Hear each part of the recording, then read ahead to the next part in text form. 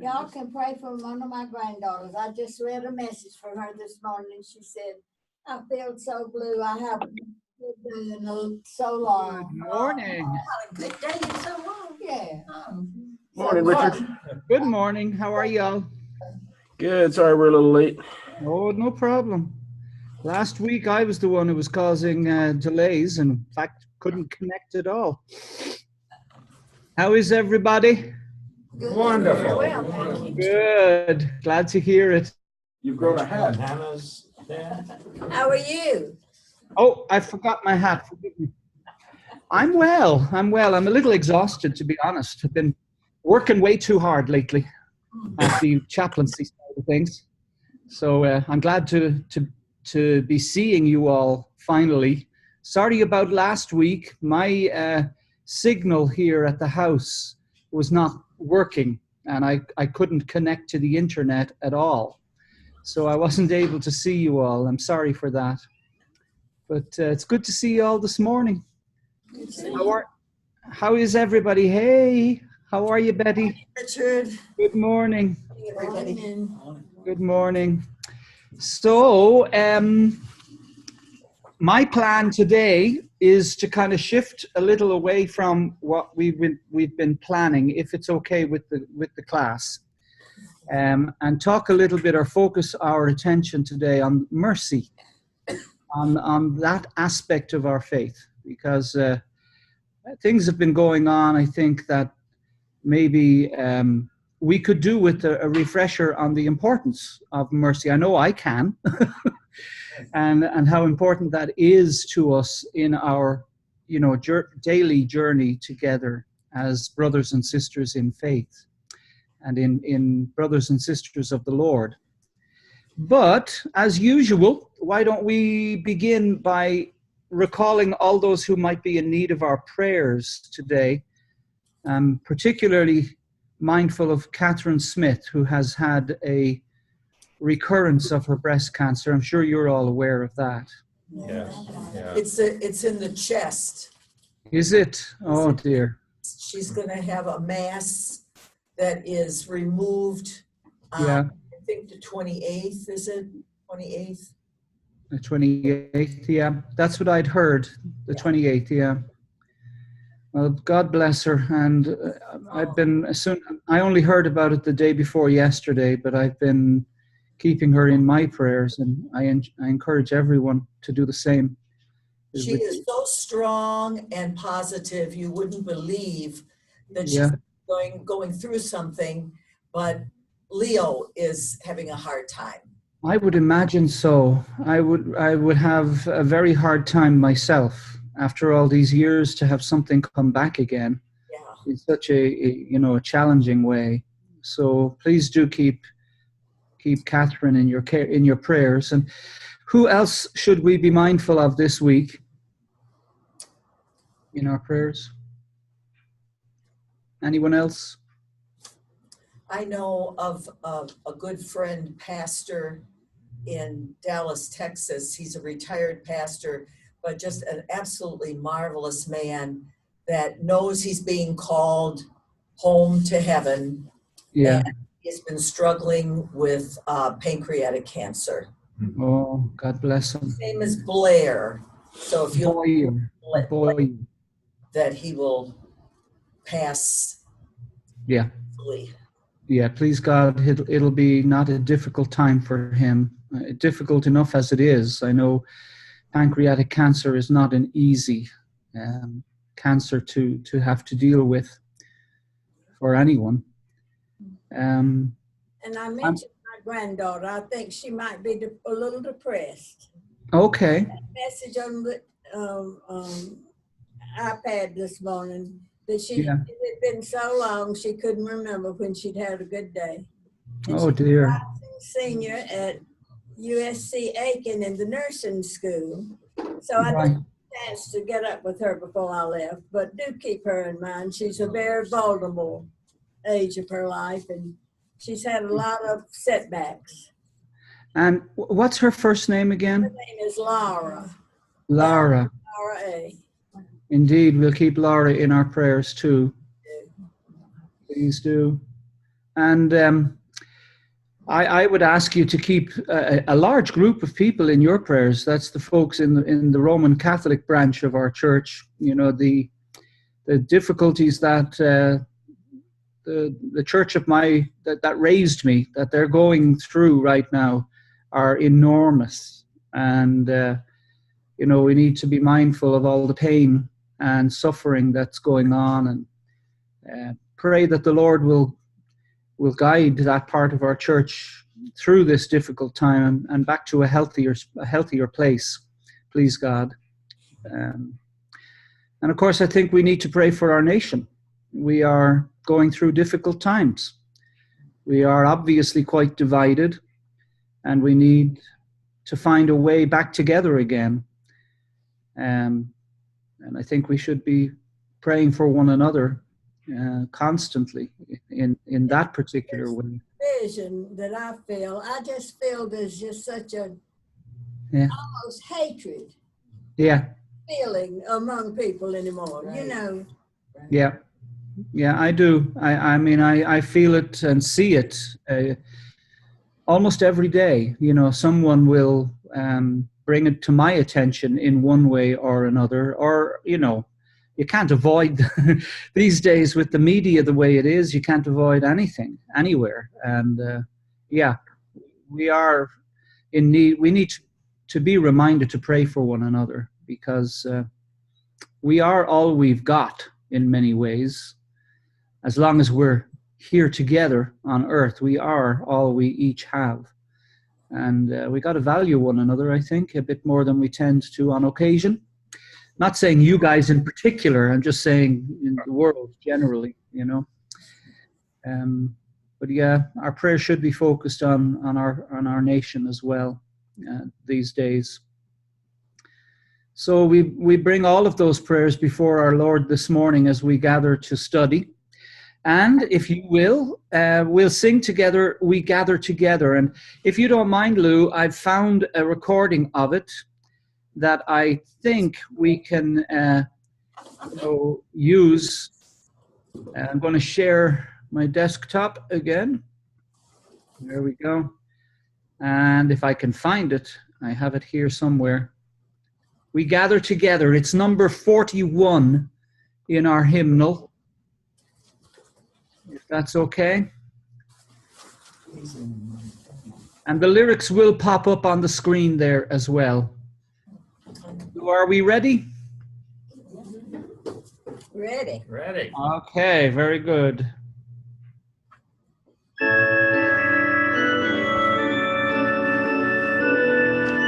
Oh my gosh, Seventh-day Adventists. I'm sure the Lord will forgive. We gather together to ask the Lord's blessing. He chastens and hastens his will to make known. The wicked oppressing now cease from distressing. Sing praises to his name, he forgets not his own. Beside us to guide us, our God with us joining, ordaining, maintaining his kingdom divine.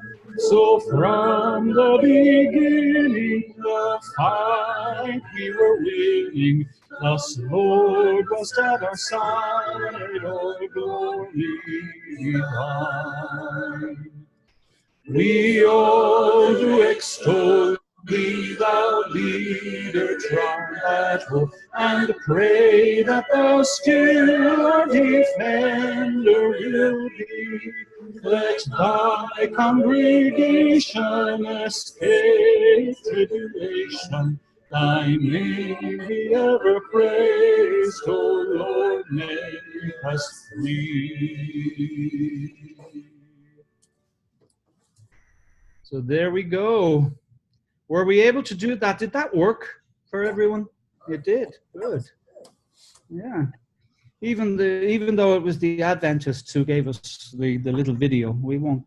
I think the Lord will be kind enough to us about that. So, we started 2 weeks ago looking at that book on the comparison of Muslim faith and our Christian faith. But today, if you don't mind, I'd like to kind of draw our attention back to the issue of mercy, and I have a particular reason for wanting to do this. I get a sense that we are living in a time again, and it's not the first time this has happened to our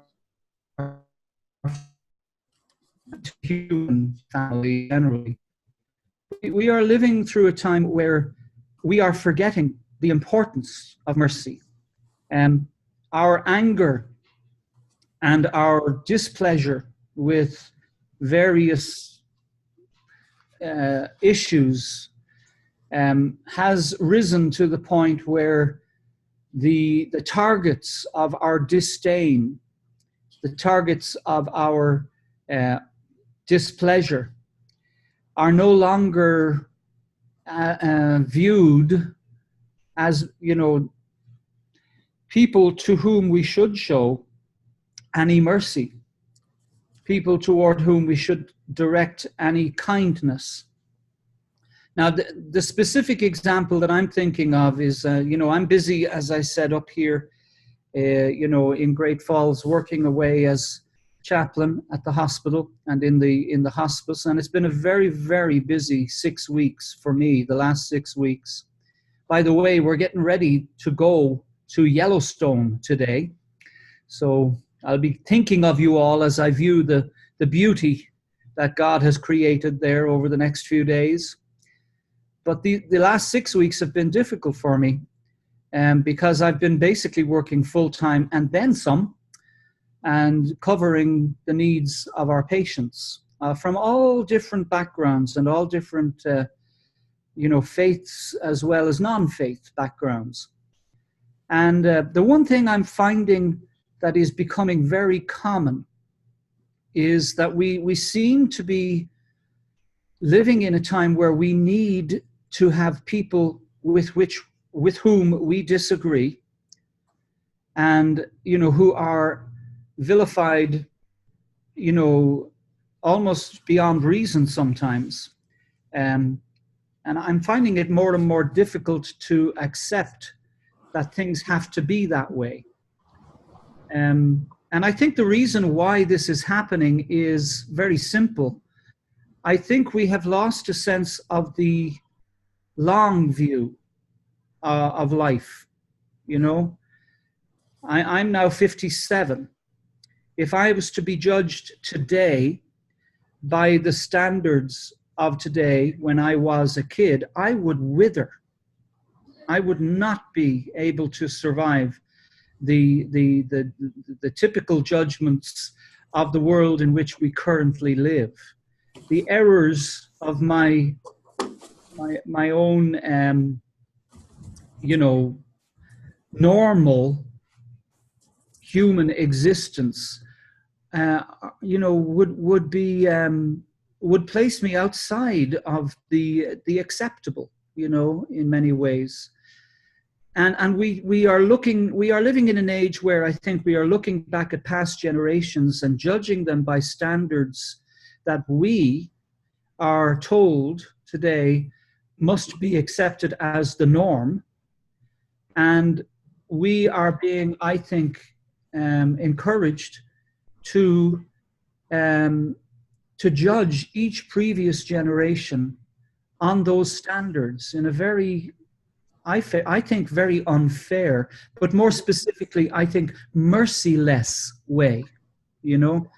We're not living in a time where people give each other the generosity of mercy. Now, am I out of kilter, or am I imagining things, or do you guys have a similar experience going on?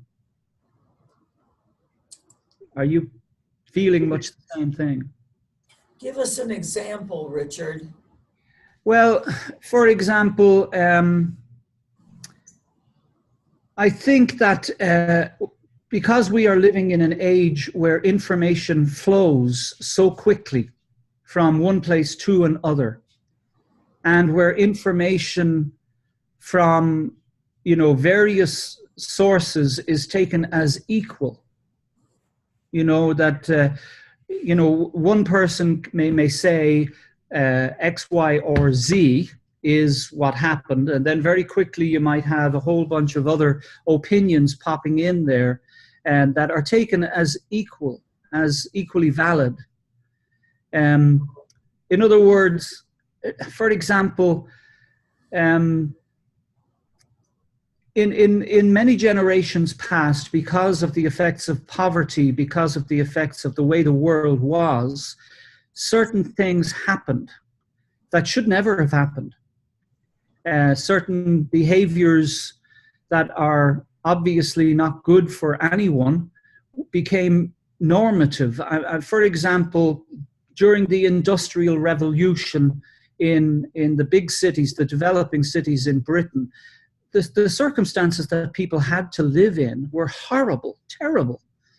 And we look back on those times from our perspective, and we judge people harshly, I think, without understanding their circumstances. Now, that's a very vague idea, but a more specific example of what I'm trying to say is we now live in an age where information is available to us that is unlike any other generation before us. We have access to information and, you know, various accounts of what might be happening wherever. And we're living as if that's always been the case and judging previous generations on that basis and not being very kind to them, not being very kind to the folks who came before us. You know, 70 years is a long period of time. The world was very, very different 70 years ago. The realities that people lived with were very, very different. And the pressures that people lived under were not the same as those that we experience today. And, you know, I'm thinking very specifically, I suppose, these last few days of the terrible things that are being reported out of the Pennsylvania area and the diocese there in the Roman Catholic Church, and those awful events that occurred back then. And indeed, we should condemn those terrible things. But I'm wondering, where is mercy in all of this? And if we don't have mercy, what will be the consequence going forward? How can we resolve the irreconcilable? Am I making any sense to anybody here? Yeah. You know, I worry that in our justifiable desire to root out the evil, we might at the same time destroy our ability to reconcile and get over the horrors of the past and move forward in a healthy way. I worry that we're living in an age where it's far easier to condemn than it is to find a way forward. And that's true not just in the case of you know, the church that raised me, but I think it's also true in our politics today. You know, that we are more than ready to take our own perspective on reality from wherever it might come and argue our point of view, and then we might find ourselves at a point where we don't have anything to build on together anymore. We're in danger of losing the long view. The truth of the matter is that we are, all of us, in need on an ongoing basis of the kindness, generosity, forgiveness, and mercy of others. Am I wrong about that? Don't we all need that? Richard, I think we all need it. Yeah. And we all in some small way possess all of those qualities. Yeah. But in order to give it to somebody else, I think you have to understand exactly what happened Yeah. with the media or conversation or discussions between groups of people. There's always the element of opinion. Yeah. Everybody's got opinions. Everybody's entitled to one. We all need our opinions. We need to share those opinions, but we have to also understand that that's what they are, opinions. Yeah. Until you know for dead certain sure what the facts are, I think sharing your mercy and extending forgiveness and understanding is very difficult to do because you don't know what you're offering those elements of reconciliation for. Right. Right. I hear. Yeah. I think you're right. I think that is part of the process. Perhaps what I'm trying to get at is the sheer level of information that we're coping with, that we're trying to take in, that we are trying to absorb at any given time, and the various different perspectives that come at us in these various issues. I think we're getting overwhelmed. What do they call that? Information overload, you know? I mean, How do you wade through all that and get what is true? Yeah, yeah. And I'm certain and sure that for example, in the area of the Roman Catholic Church and what it's going through right now, which is really, truly far greater a crisis, I think, than I knew that the Roman Catholic Church was facing a crisis from the time when I decided to leave the priesthood. I was aware that there were major, major problems going on in the Roman Catholic Church. And back in 2002, with the Boston diocese and all that came out then, it was horrible. And then my own homeland and what it's gone through and the changes that have occurred there and the rejection wholesale of the authority and the place of the Roman Catholic Church in Irish society. I mean, it's gone. And here we have on this week the report from Pennsylvania. It's just building and building and building. My worry is that we will get to the point when one of the few vehicles of mercy in the world, which is the church, and I'm not talking just about the Roman Catholic Church in that sense, but the church general. I think that central to what Jesus gives us in the message of salvation that each of us is journeying through and that we share with one another here today and, every time we gather in worship, central to that message is mercy. Because Jesus knew that he was dealing with a load of failing and failed critters, people who would deny him, on the night of his greatest need, like Peter, people who would betray him the night before he died, such as Judas, people who would misunderstand him completely and mischaracterize everything he had to say, like the scribes and the Pharisees, people who would kill for him, like Paul.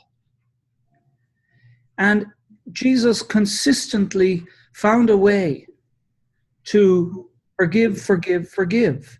Not just for the sake of forgiving, but because I think he understood that we as human beings cannot live without mercy. In small ways and in big ways. When we lose the quality of mercy, of being able to forgive each other and know that we are forgiven, we lose the ability to function as a community and as individuals. And I think because of the sheer information overload that the internet has made possible for us today, that conflict between our need for forgiveness and our need for information is just growing out of control. Those, we're each involved in the political process in one degree or another. And I think we have reached a point where we're forgetting one another because of our, I'm trying to put something into words that's hard for me to put into words, but I'm just getting more and more anxious that we are losing touch with one another. And that there is, I think, a tendency to, let the judgments of the social media replace our individual ability to judge and be merciful. Am I making any sense there? Yes, yes. Yeah.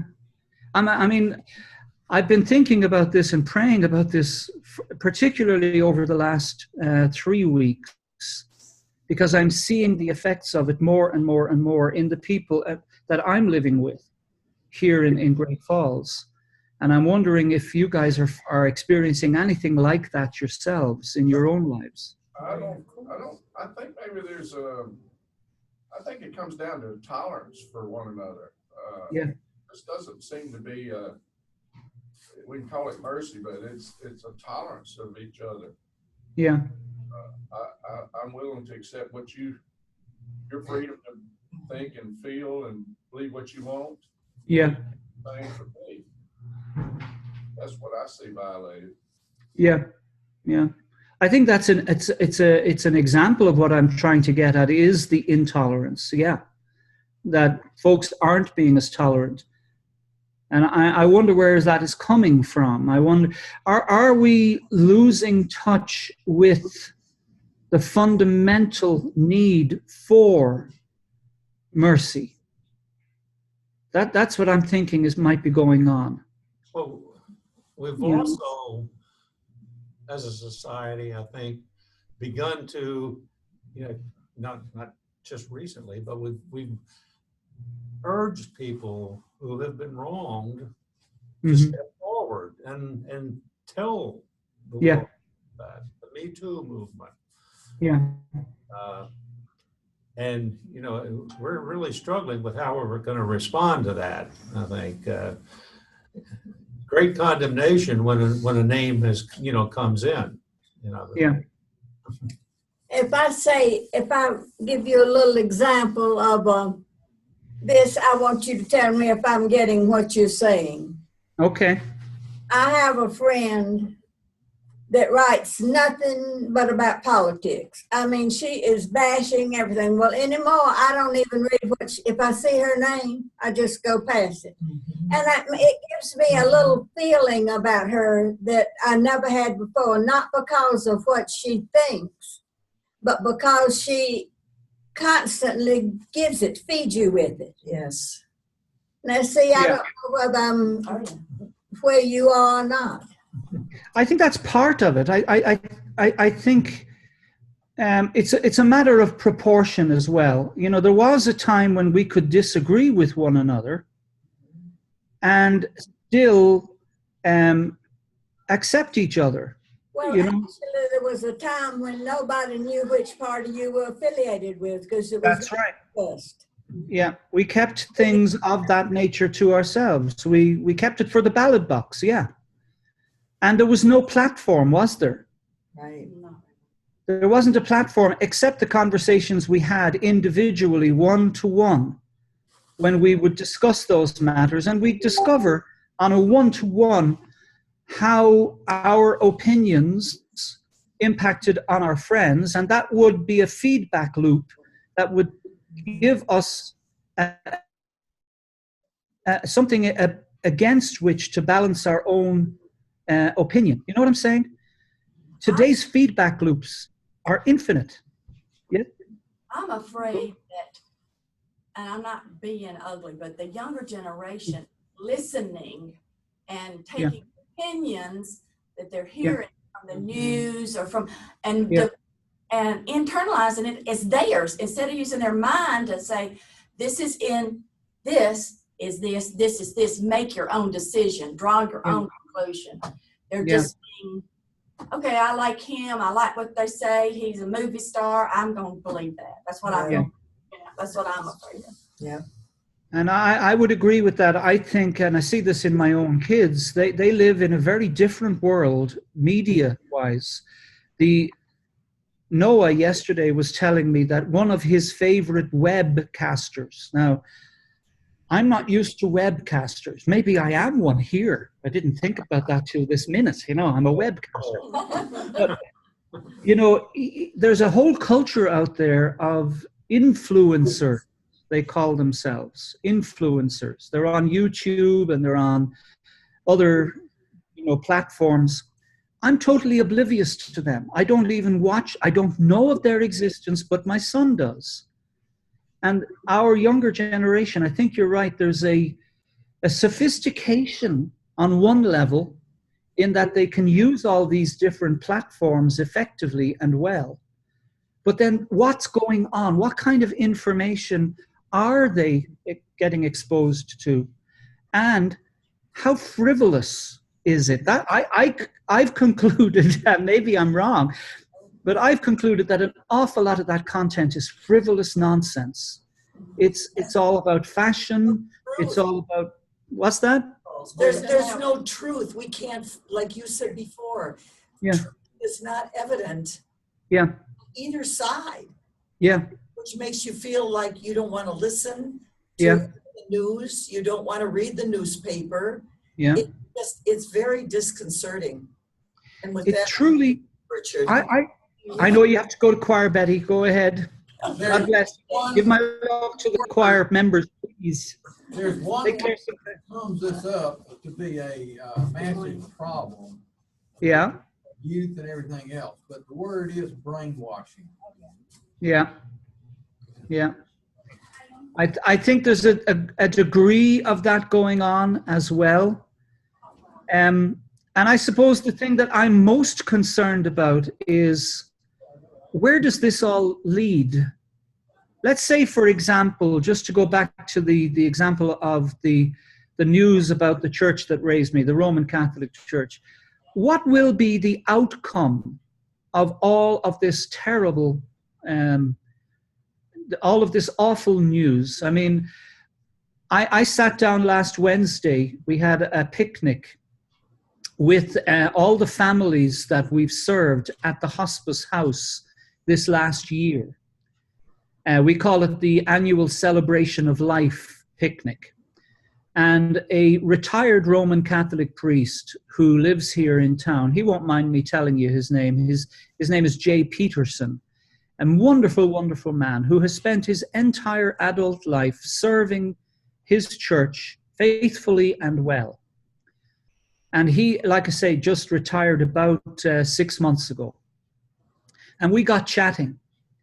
And he was sharing with me how painful it is for him to go about his daily business here in Great Falls and to receive these, what he feels are kind of judgments that people are making about him just because he is a priest. People are having responses to people who are identifiable as Roman Catholic priests, irrespective of who they are. There's a kind of a judgment by association, a guilt by association that he is feeling on a day-to-day basis. And I remember days like that myself when I was still a priest in Georgia, where, I'd go to the grocery store after, some of the more local cases of terrible abuse that had been reported came out in Atlanta. And people would, I remember one case specifically where a mom was in front of me in the grocery store line, and she had a child with her, and when she looked and glanced in my direction and saw my collar, she grabbed her child, And you can't blame people when they have all this information about reacting to the information. But I just wondered about the long term. What is that going to do to our ability to repair trust? Or is it possibly one possible agenda of those who joyfully, almost gleefully report this news? Is it possible that one part of the agenda in that, mixture of sources might be to destroy the church. I wonder sometimes. Because, yeah, go ahead. I just wonder sometimes if it's not an opportunity for news media in particular. Yeah. To get a one-up on somebody else. You can listen to a news story on four different channels on television and get four different versions of the truth. Yeah. And in the end, you still have to have your opinions, but you don't know which one of those is opinion or which one is fact. Right.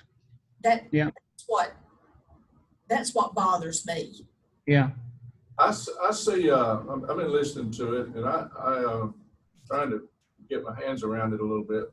It seems to me that, just my thought. Yeah. That we're not, because of where we are and whatever, we're not exposed to kind of persecution you're talking about. We don't see it, but it does exist.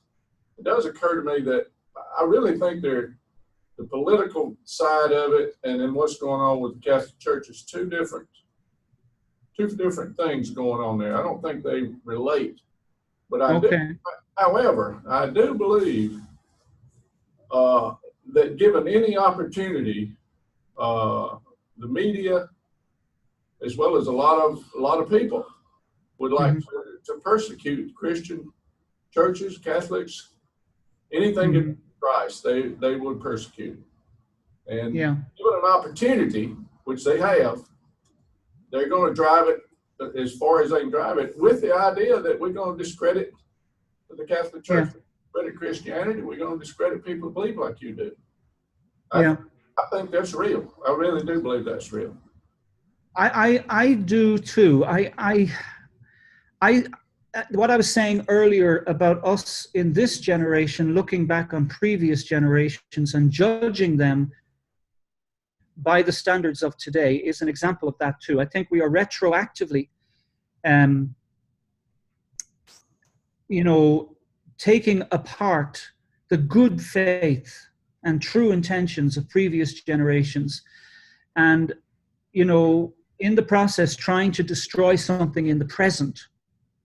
And I think what certain people are out trying to destroy is the foundation of, now I'm not going to call it particularly Christian faith, but the belief in a forgiving God.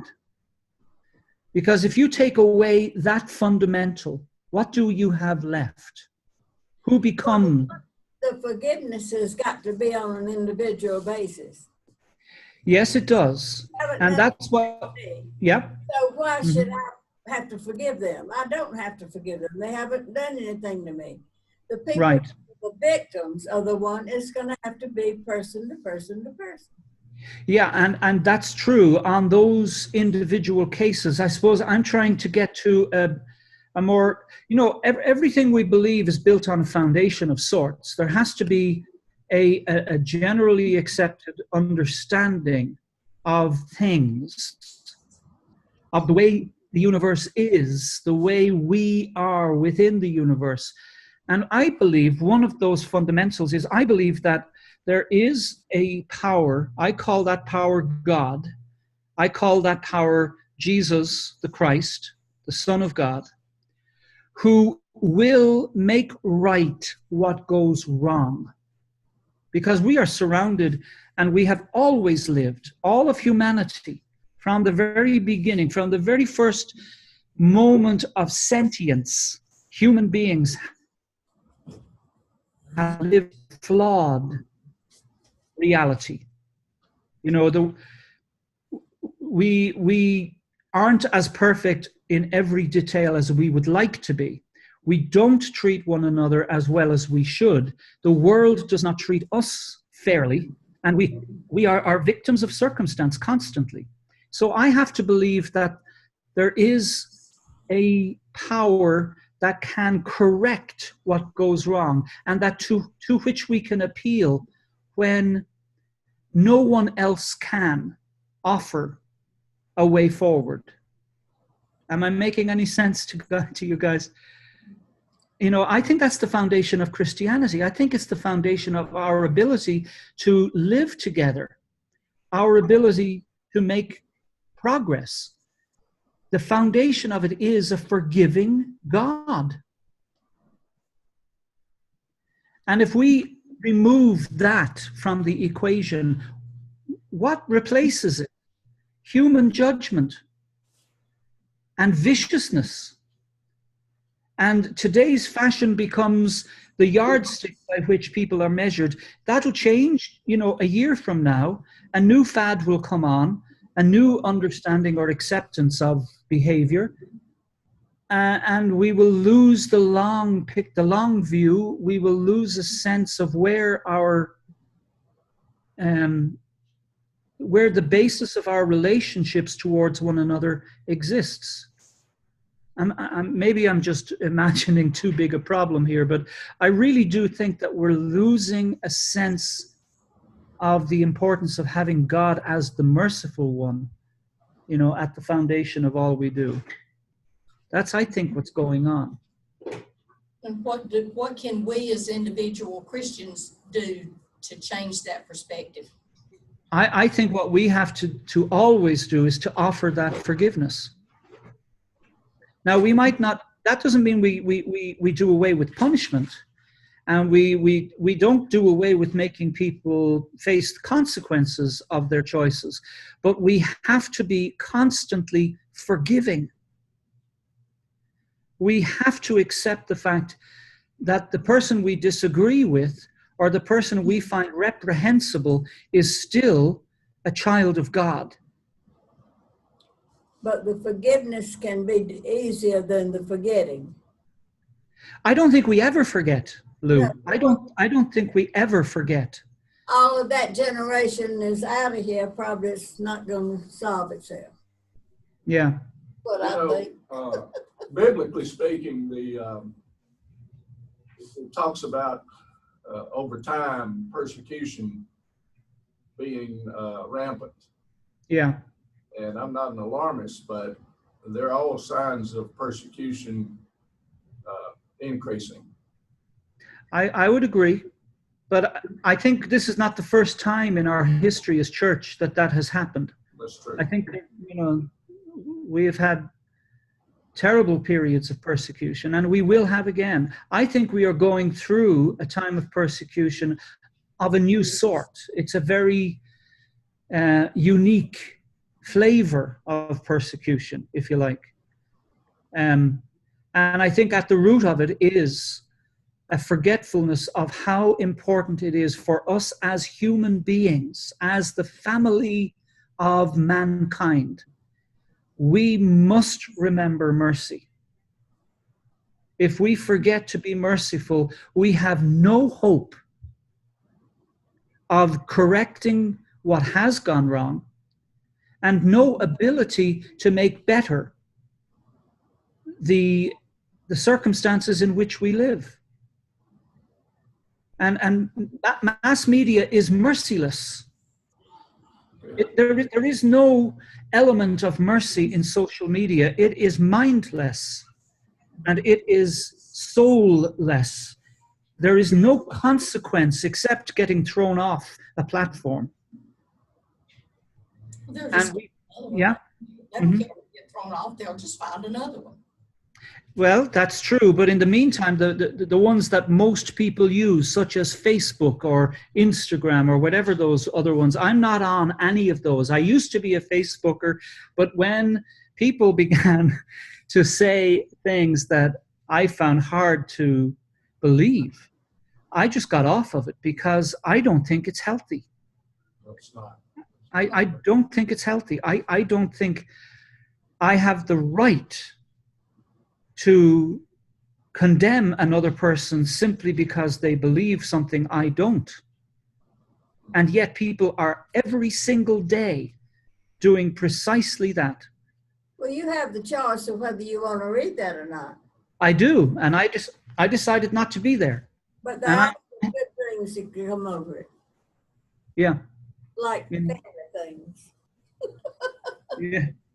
But I really have reached that conclusion that for one, I'm better off without all that Facebook stuff, without all that social media stuff, because it's, Well, there's good and there's bad in everything. yeah, And there you is. have to look real hard to find the bad. Sometimes Yeah. you have to look a little bit harder to find the good. Yeah, Way I agree. somewhere, there's going to be a little sliver of it somewhere if you are open-minded enough to get rid of the other stuff and look for the good stuff. I agree. But that again, in order for a person to make that judgment that you've just described, they have to have certain qualities in place already, right? And I'm not sure that that's something that exists by and large anymore. I think that the qualities that you just described as being necessary in order to look for what is beneficial are disappearing. And something else is taking their place, a kind of a mass groupthink. People are easily led, easily like sheep. Yeah, And, yeah. And I've seen this.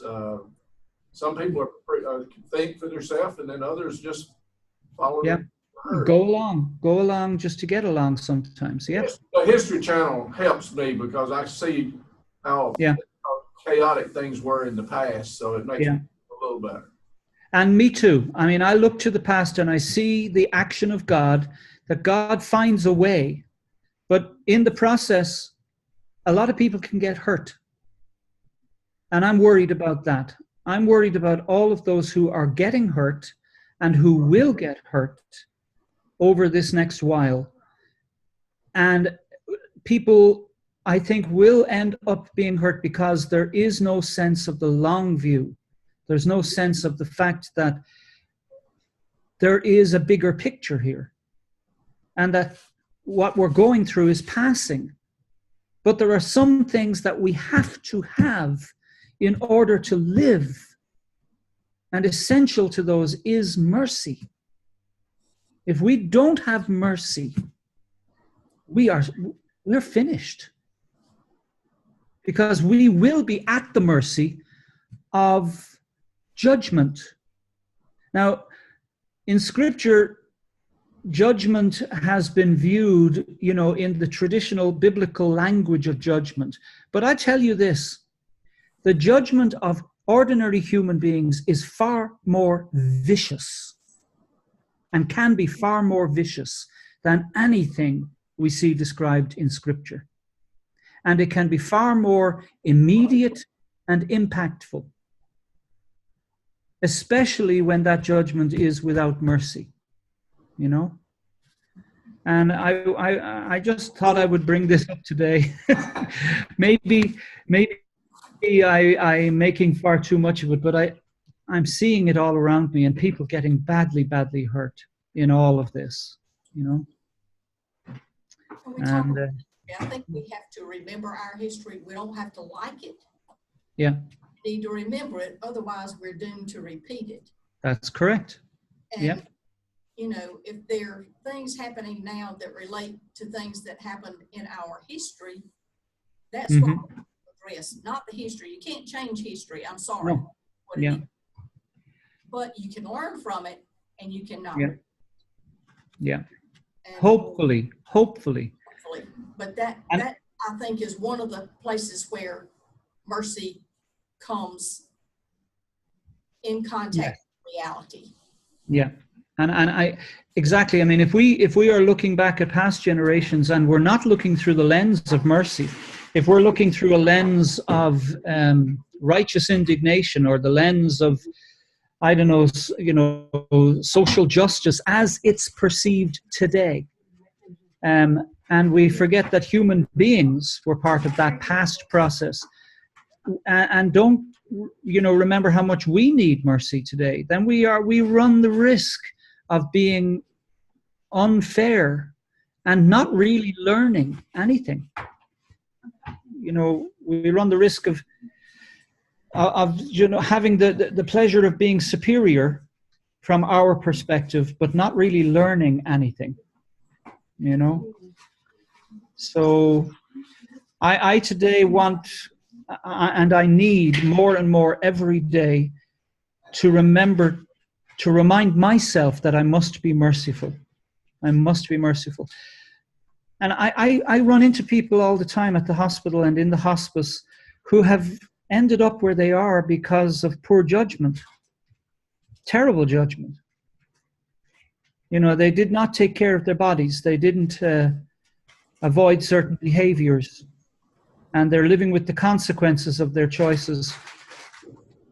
I could go into the room and say, well, there you go. Yeah, you did it to yourself. Is that kind? Is that helpful? No. I got to be merciful, because someday I'll be lying there and in need of somebody being kind to me.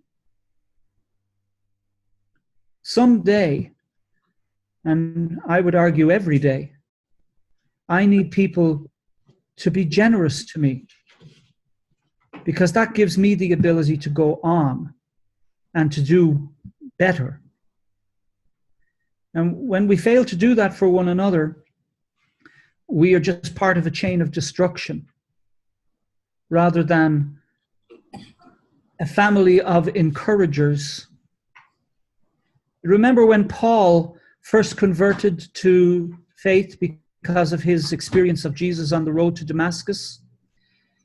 He went to Barnabas, the brother, the son of encouragement. And if the Lord had not provided a Barnabas for Paul, we would not have Paul, and our church would not be what it is. A murderer found kindness in the soul of another brother who knew exactly who he was and who was given the ability through faith and his relationship with a living God to forgive the great sin of he who would become a great apostle. That's the history of our church. And I think we're losing touch with that element of merciful forgiveness. And I think we need to emphasize it, and share it with each other and make it an issue, as big an issue in the news as all these contentious issues are. You know, maybe it's time to have the Mercy Too movement, you know, as well as, you know, the Me Too movement. Let's have the Mercy Too movement, because without that, we are, all of us, in dire, dire straits. That's my opinion. And I wanted to share it with you in love today. And now I have to report that I will not be available next Sunday because I will be in Las Vegas. In Las Vegas, is that what they call it? I call it Lost Vegas. But I'm going there with Bridgie. She's doing her board preparation exam, her board preparation course for her board exams. But the following Sunday, I will be back, if that's okay with everybody. Okay. We'll look forward to seeing you. All right, guys. Love you all. Please tell everyone there I said hi, okay? Will. God bless. Take good care, brothers. Take good care, sisters. Bye. Thanks, Chip.